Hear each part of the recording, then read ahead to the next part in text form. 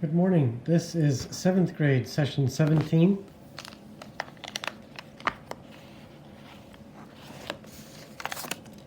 Prayer without ceasing. Go ahead and read the scripture passage and answer the questions about it.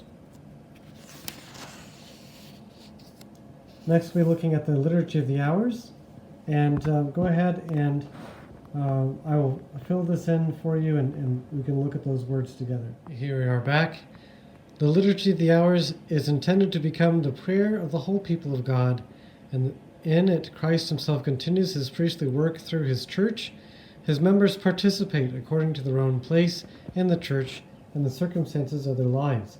Priests devoted to the pastoral ministry because they are called to remain diligent in prayer and the service of the word, religious by the charism of their consecrated lives, all the faithful as much as possible. Pastors of souls should see to it that the principal hours, especially Vespers or evening prayer, are celebrated in common in church on Sundays and on the more solemn feasts. The laity, too, are encouraged to recite the divine office, either with the priests or among themselves, or even individually. And that's paragraph 1175. What that means is the whole church can participate in the Liturgy of the Hours, so at any point during the day, someone around the world is praying that prayer of the church. The Pope, cardinals, bishops, priests, sisters, nuns, brothers, and monks are all obligated to pray the full sequence of the hours, observing as closely as possible the true time of day. When lay people pray the Liturgy of the Hours, they are joining the greater church in doing so. The tradition of praying the hours came from communities setting aside times for prayer as part of the routine to call people to be with the Lord and their community. The Liturgy of the Hours is based almost entirely on Scripture and is on a 4-week cycle. The names and times of the different hours to pray are as follows. And here they are.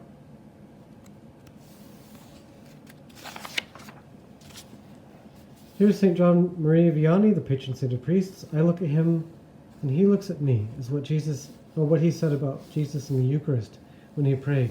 You can read about him in adoration there and answer the questions and reflect upon that as well.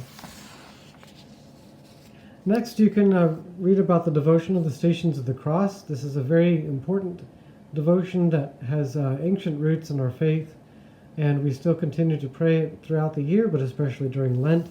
Just pick out one of the stations of your choice, and then you can write down your prayer about that station.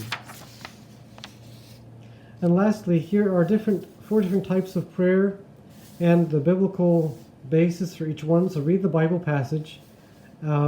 Before you do that, though, what do you already know about them?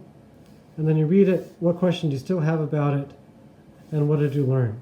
Go ahead and write down those 3 things for each one. And I hope you have a beautiful and blessed week.